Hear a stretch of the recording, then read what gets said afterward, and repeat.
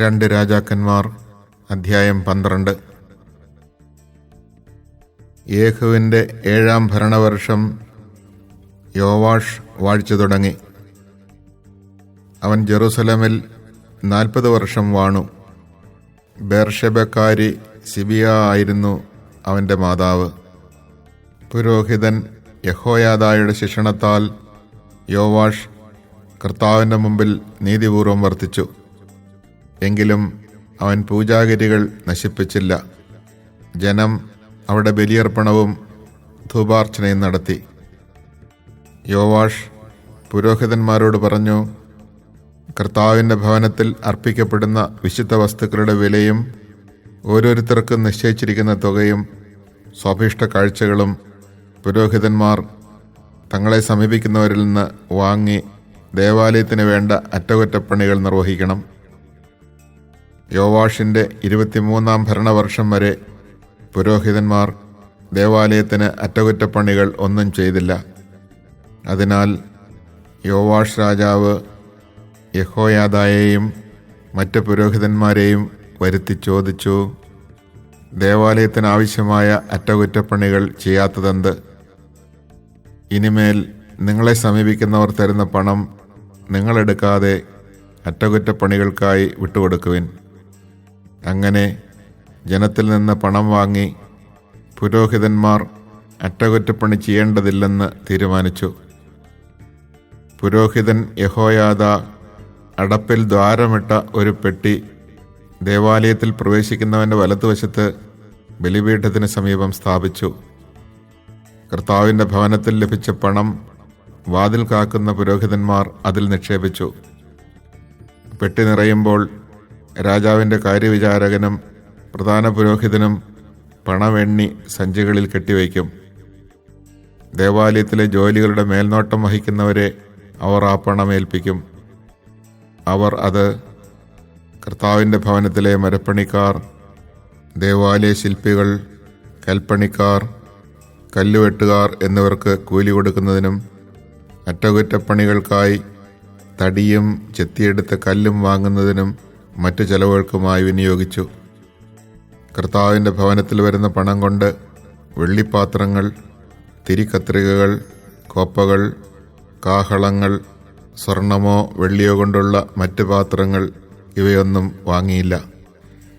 കർത്താവിൻ്റെ ഭവനത്തിലെ അറ്റകുറ്റപ്പണി ചെയ്യുന്നവർക്ക് അത് നൽകി. ജോലിക്കാർക്കുള്ള പണം ഏറ്റുവാങ്ങിയവർ കണക്ക് കൊടുക്കേണ്ടിയിരുന്നില്ല. വിശ്വസ്തയോടെയാണ് അവർ പണം ചെലവാക്കിയത്. പ്രായശ്ചിത്ത ബലിയായും പാപപരിഹാര ബലിയായും ലഭിച്ച പണം ദേവാലയത്തിൽ നിക്ഷേപിച്ചില്ല. അത് പുരോഹിതന്മാർക്കുള്ളതായിരുന്നു. അക്കാലത്ത് സിറിയ രാജാവായ ഹസായേൽ യുദ്ധം ചെയ്ത് ഗത്ത് പിടിച്ചടക്കി. അവൻ ജെറൂസലമിനെതിരെ പുറപ്പെടാൻ ഭാവിച്ചു. അപ്പോൾ യൂദാ രാജാവായ യോവാഷ് തൻ്റെ പിതാക്കന്മാരും യൂദാ രാജാക്കന്മാരുമായ യഹോഷാഫാത്ത്, യഹോറാം, അഹസ്യ എന്നിവർ അർപ്പിച്ച കാഴ്ചദ്രവ്യങ്ങളും തൻ്റെ കാഴ്ചകളും ദേവാലയത്തിലെയും കൊട്ടാരത്തിലെയും ഭണ്ഡാരങ്ങളിലെ സ്വർണ്ണ നിക്ഷേപങ്ങളും എടുത്ത് സിറിയ രാജാവായ ഹസായേലിന് അയച്ചു കൊടുത്തു. അങ്ങനെ ഹസായേൽ ജെറുസലം വിട്ടു. യോവാഷിൻ്റെ മറ്റ് പ്രവർത്തനങ്ങൾ യൂദാ രാജാക്കന്മാരുടെ ദിനവൃത്താന്തത്തിൽ എഴുതപ്പെട്ടിട്ടുണ്ടല്ലോ. യോവാഷ് സില്ലായിലേക്ക് പോകും വഴി മില്ലോയിലുള്ള ഭവനത്തിൽ വെച്ച് ഭൃത്യന്മാർ ഗൂഢാലോചന നടത്തി അവനെ വധിച്ചു. ഷെമയാത്തിൻ്റെ പുത്രൻ യൊസാക്കാറും ഷോമറിൻ്റെ മകൻ യഹോസബാദുമാണ് അവനെ വധിച്ചത്. അവനെ ദാവീദിൻ്റെ നഗരത്തിൽ പിതാക്കന്മാരോടുകൂടെ സംസ്കരിച്ചു. പുത്രൻ അമാസിയ രാജാവായി. Chapter 12. Joash was 7 years old when he became king. Joash began to reign in the 7th year of Jehu, and he reigned 40 years in Jerusalem. His mother, who was named Zibiah, was from Beersheba. Joash did what was pleasing to the Lord as long as he lived, because the priest Jehoiada guided him. Still, the high places did not disappear. The people continued to sacrifice and to burn incense there. For the priest Joash made this rule: all the funds for sacred purposes that are brought to the temple of the Lord, the census tax, personal redemption money, and whatever funds are freely brought to the temple of the Lord, the priests may take for themselves, each from his own clients. However, they must make whatever repairs on the temple may prove necessary. Nevertheless, as late as the 23rd year of the reign of King Joash, the priests had not made needed repairs on the temple. Accordingly, King Joash summoned the priest Jehoiada and the other priests. "Why do you not repair the temple?" he asked them. "You must no longer take funds from your clients, but you shall turn them over for the repairs." So the priests agreed that they would neither take funds from the people nor make the repairs on the temple. The priest Jehoiada then took a chest, bored a hole in its lid, and set it beside the stele on the right as one entered the temple of the Lord. The priests who guarded the entry would put into it all the funds that were brought to the temple of the Lord.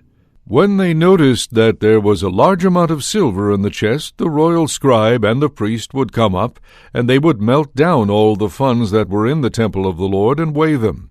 The amount thus realized they turned over to the master workmen in the temple of the Lord.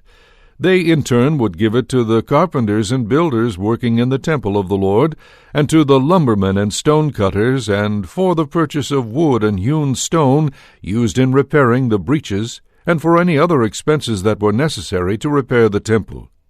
None of the funds brought to the temple of the Lord were used there to make silver cups, snuffers, basins, trumpets, or any gold or silver article. Instead, they were given to the workmen, and with them they repaired the temple of the Lord. Moreover, no reckoning was asked of the men who were provided with the funds to give to the workmen, because they held positions of trust. The funds from guilt offerings and from sin offerings, however, were not brought to the temple of the Lord. They belonged to the priests. Then King Hazael of Aram mounted a siege against Gath. When he had taken it, Hazael decided to go on to attack Jerusalem. But King Jehoash of Judah took all the dedicated offerings presented by his forebears, Jehoshaphat, Jehoram, and Ahaziah, kings of Judah, as well as his own, and all the gold there was in the treasuries of the temple and the palace, and sent them to King Hazael of Aram, who then led his forces away from Jerusalem.